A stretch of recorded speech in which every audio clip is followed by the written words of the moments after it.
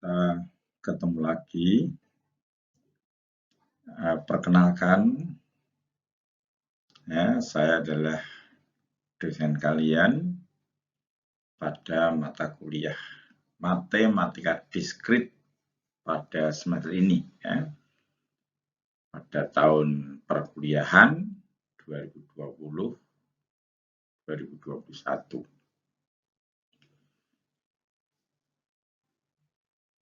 Nama saya Pak Amin Suyitno.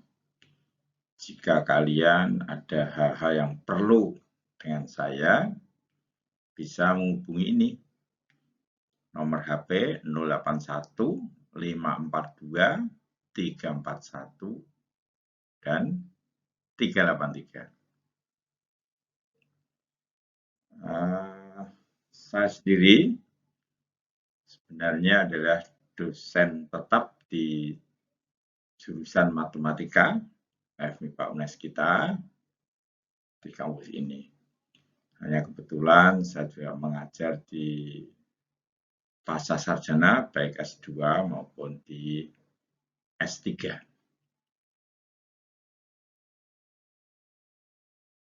Sebelum kita mulai, ya, ini saya berikan pengantar dulu atau pendahuluan bahwa matematika diskrit itu penekanannya pada teori kombinatorik dan membahas tentang teori graf. Tulisannya sengaja saya tulis sesuai dengan aslinya dalam bahasa Inggris. Seperti ini, ya. Ada buku yang PH-nya ditulis dalam F, tidak apa-apa. Tapi saya menggunakan asli dengan harapan kalau kalian membaca dari buku bahasa Inggris, tahu ini maksudnya dari graf, bukan grafik, ya. Kemudian, kita nanti akan memulai membahas ini, kira-kira pertemuan pertama sampai ke-7, kita membahas teorema kombinatorik. Kemudian pertemuan berikutnya, sampai ke pertemuan 15, kita akan membahas teori graf. Dalam kombinatorik, kita akan membahas antara lain dimulai dengan materi prasyarat seperti notasi faktorial, kemudian sigma. Juga nanti kita bahas tentang fungsi pembangkit, relasi rekursif, ya, dan sebagainya. Sedangkan untuk teori graf, kita nanti akan membahas tentang apa definisi tentang graf, terminologi dalam graf, derajat titik, mencari lintasan terpendek. Kita bahas juga graf bobot, pewarnaan, dan sebagainya, ya. Nanti kita bahas. Kita mulai, kita masuk ke materi prasyarat dulu, ya. Nih.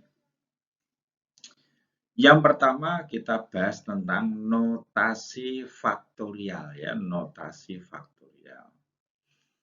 Kita definisikan, misalkan N, kita punya bilangan N adalah bilangan bulat positif. Artinya dimulai dari 1, 2, 3, 4, dan seterusnya, ya. 0 bukan positif dan bukan negatif. Jadi dimulai dari 1.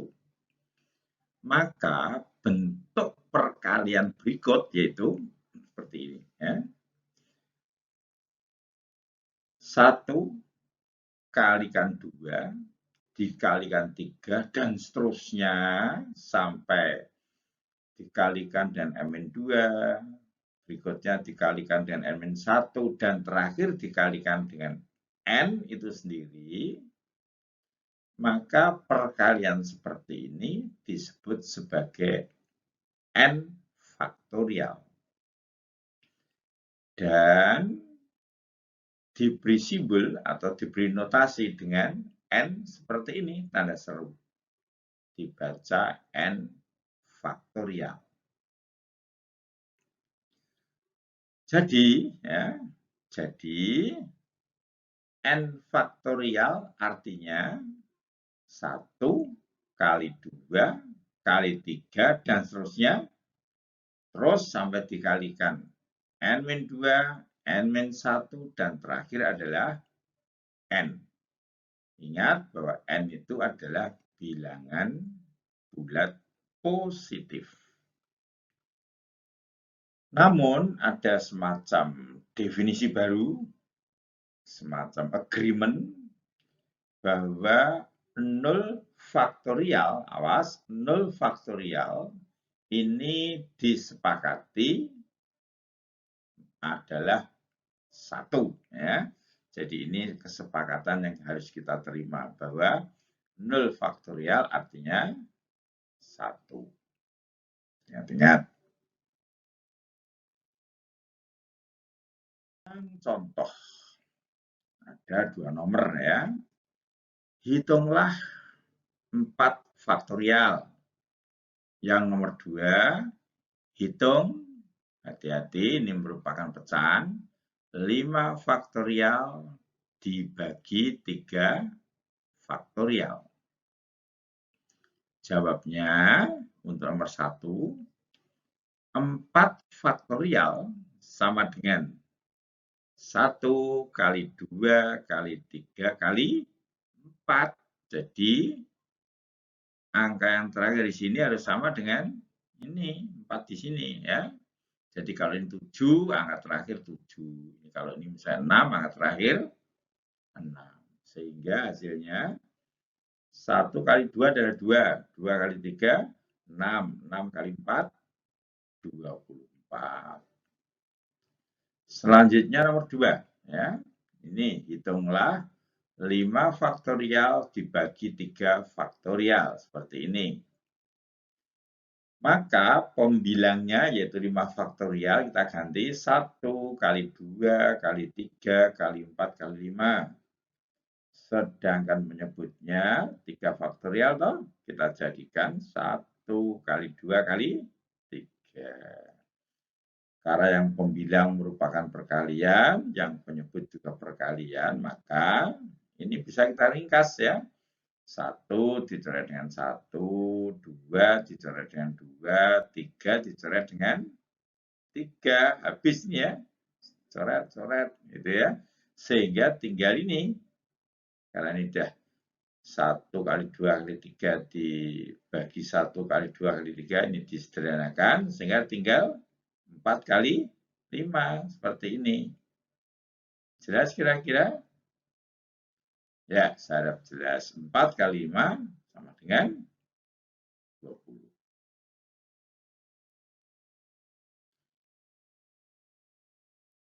Perhatikan ini ya.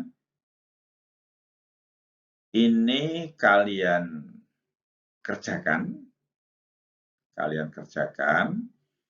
Kemudian coba jawaban kalian diketik. Boleh diketik. Tapi sebenarnya ketik aja ya. Diketik, dikerjakan nomor 1, nomor 2, nomor 3, nomor 4, dan nomor 5. Coba itu kalian ketik setelah kalian membuka tayangan ini, kerjakan, kemudian kalian share ya. Kalian share di forum diskusi pada forum assignment maksud saya ya. Penugasan pada Elena. Ya, nanti akan kita lihat hasil kalian. Nanti kalau gagal ya kita bahas gitu ya. Nih. Nomor 1, nomor 2, 3, 4, dan nomor 5. Sekarang kita teruskan dengan notasi sigma. Ya. Materi prasyarat berikutnya, notasi sigma itu lambangnya seperti ini. Nah, ini ya. Ini dalam huruf Yunani dibaca sigma. Sekarang mari kita jelaskan penggunaan lambang sigma ini. Misalnya kita mempunyai jumlah 10 bilangan asli yang pertama. Jumlah 10 bilangan asli yang pertama. Berarti maksud dari kalimat jumlah 10 bilangan asli yang pertama seperti ini. Nah, ini kita lihat.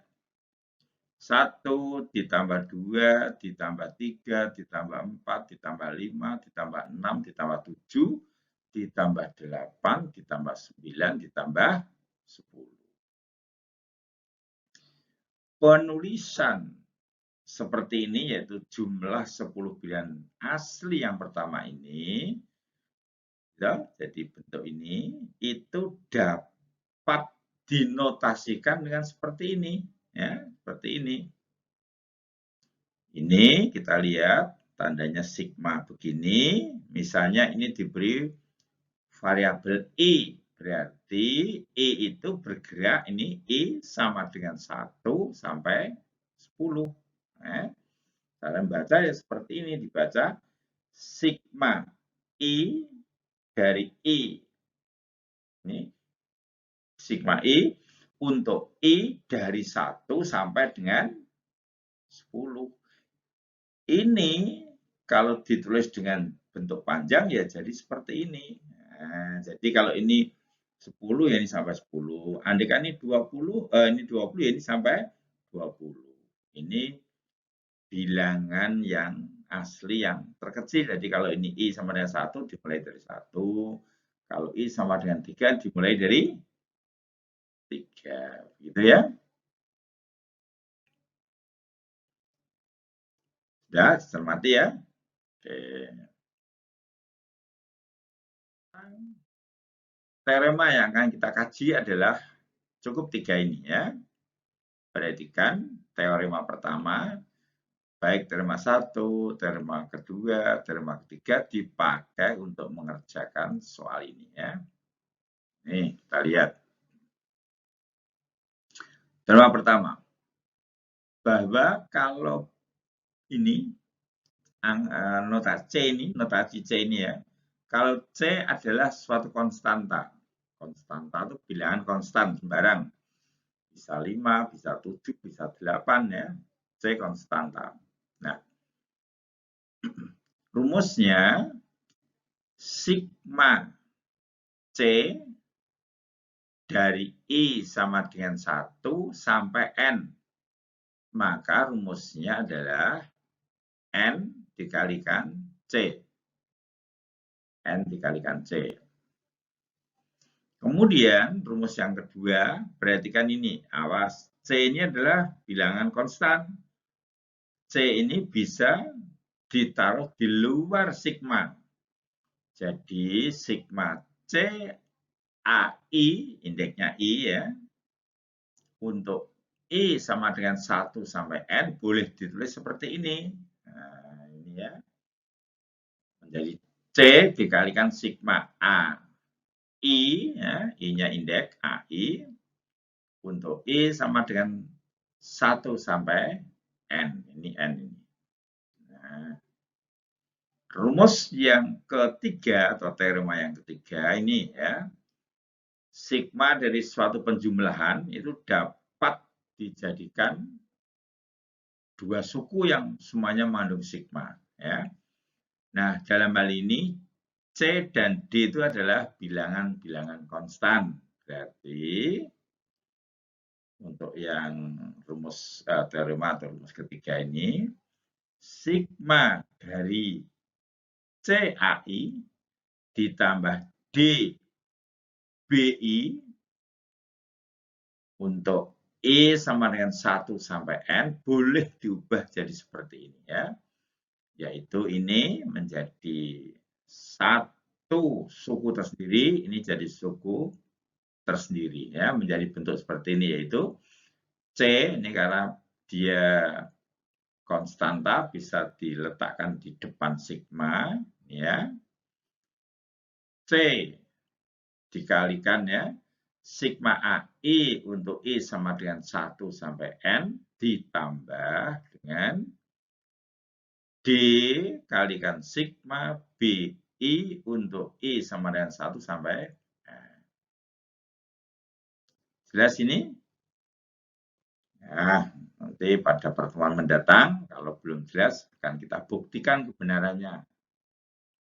rumus ini. Nah, sekarang coba dengan menggunakan teorema ini dan definisi tentang sigma tadi, ada dua soal, ada A dan soal B ya. Yang A ini maksudnya, ini adalah penjumlahan yang ditulis dengan cara panjang. Nomor 1 seperti ini, nomor 2 seperti ini, 3 dan seterusnya. Coba yang nomor soal, yang nomor A ini, dari 1 sampai 5 itu ubahlah sehingga perubahan notasi ini menggunakan lambang atau simbol atau notasi apa ini? Sigma. Ya, dicoba supaya bentuk pertama, bentuk kedua, bentuk ketiga ini semuanya dapat dinyatakan dengan notasi sigma. Sama juga karena mudah ya, coba dikerjakan nanti di assessment-nya, di Elena.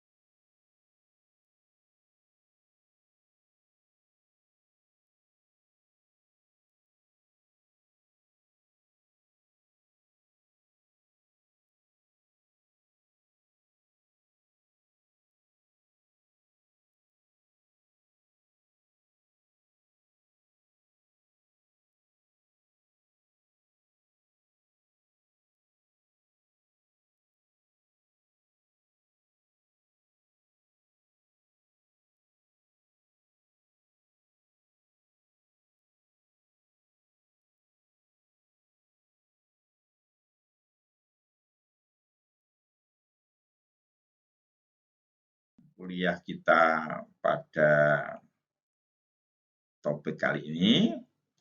Terima kasih atas perhatiannya. Sampai jumpa minggu depan. Begitu. Saya tutup. Jaga kesehatan kalian.